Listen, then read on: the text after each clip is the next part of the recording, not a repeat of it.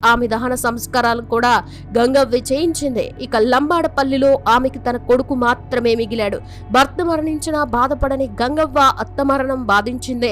ఎందుకంటే ఆమెకెప్పుడు చేదోడు వాదోడుగా ఉండేది. ఇక అప్పటి నుంచి ఒంటరిగానే జీవనం గడిపింది. కొడుక్కి మంచి సంబంధం చూసి పెళ్లి చేసింది.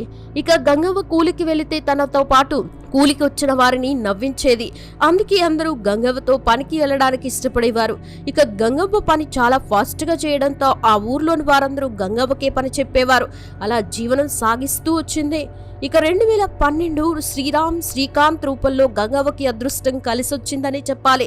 ఇక శ్రీకాంత్ మై విలేజ్ షో అనే యూట్యూబ్ ఛానల్ స్టార్ట్ చేశాడు. లంబాడపల్లికి చెందిన శ్రీకాంత్ పల్లె ప్రకృతులు, చెట్లు, పుట్టలు వీడియోలు తీసేవాడు. అతడు గంగవ్వకి దగ్గర బంధువే. గంగవ్వకి శ్రీకాంత్ మనవడవుతాడు. అతడు తీసే వీడియోలు గంగవ్వ చూసి పిలిచి, పిచ్చోళ్ళ ఏం చేస్తున్నావు, ఈ ఊర్లో ఉంటే బాగుపడవు, హైదరాబాద్